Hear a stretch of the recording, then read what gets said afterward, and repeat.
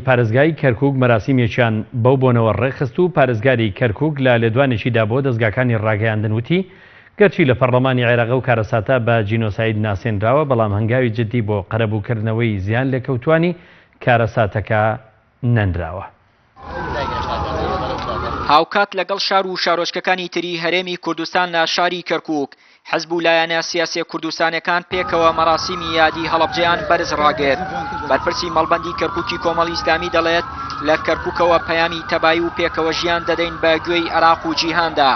بەرپرسی مەڵبەندی یەکگرتووی ئیسلامی کوردستانی شووتی پێویستە حەزبە کوردستانەکان بە یەک ریزی ئەو ئامانجە بەدی بێنن کە خەڵک قوربانی لە پێناویدادا.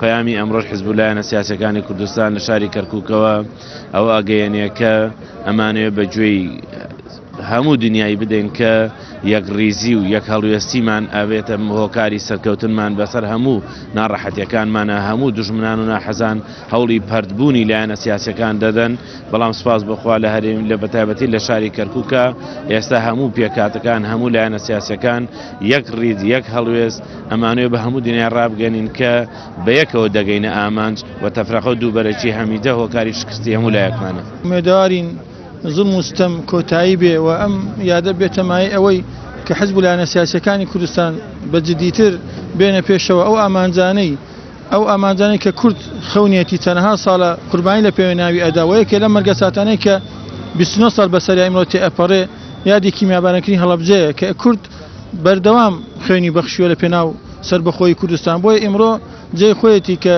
لایەنە سیاسیەکانی کوردستان ئەو پەیامە جوانە بگەین بە هەموو کوردستانیان کە ئێمە دەبێ بەتەبایی و بەیەکریزی دەگەینە ئامانجمان. هەر بە بۆنەی 29هەمین ساڵیادی کیمیابارانی هەڵەبجە ئیدارە و ئەنجومەنی پارێزگای کەرکووک مەراسیمێکیان ڕێخست و پارێزگاری کەرکووک لە لێدوانێکی بۆ دەستگاکانی ڕاگەیاندن وتی ئەگەرچی لە پەرلەمان ئەو کارەساتە بە جینۆساید دانراوە بەڵام هەنگاوی جددی نەنراوە بۆ قەرەبووکردنەوەی زیان لێکەوتوانی چەکی کیمیایی. و ئەمڕۆ هەڵەبجە تا ئێستا ئەو برینەی سارێژ نەبووە لەبەر ئەوەی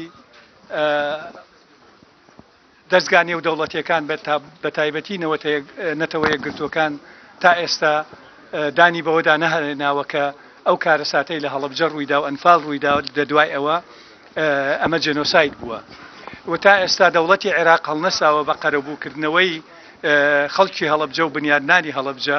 ڕاستە ئەمڕۆ هەڵەبجە بووە بە پارێزگا بەڵام هەڵەبجە ئێستاش پێویستیەکانی یەکجار زۆرە. بۆیە ئێمە داوا لە حکوومەتی هەرێمی کوردستان ئەەکەین، داوا لە حکوومەتی بەغدا بە تایبەتی ئەەکەین، چونکە ئەو تاوانە بە ناوی دەوڵەتی عێراقەوە کراوە و ئەرکی سەرشانی دەوڵەتی عێراقە کە چاوی لە هەڵەبجە بێ و ئەو کارەساتەی کە ڕووی داوە هەرچەنە لە پەرلەمان بە جێنۆساید ناسراوە بەڵام تا ئێستا هیچ هەنگاوێک نێنراوە بۆ ئەوەی قەرەبووی خەڵکی هەڵەبجە بکرێت. مەرگەساتی کیمیابارانی هەڵەبجە ئەگەرچی جیهانی هێنایە دەنگ لە ناوەندە جیهانی و نۆخەکاندا بە مەرگەسات ناو دەبرێت، بەڵام تاکو ئێستا سەرباری بە پارێزگابوونی نەبوونی خزمەتگوزاری و ئاوەڕمەدانەوەی حکوومەتی هەرێمی کوردستان لەو پارێزگایە. هاو نیشتیمانیانی شارەکەی بێزار و نیگەران کردووە و دەڵێن سەرجەم ئەو هەنگاوانەی بۆ ساڕێژبوونی زامی هەڵەبجە و هەڵەبجەیەکان نراوە لە بەرامبەر قوربانیدان و خەباتی ئەو شارەدا نییە. چیانووری کەناڵی ئاسمانی پەیام، کەرکووک.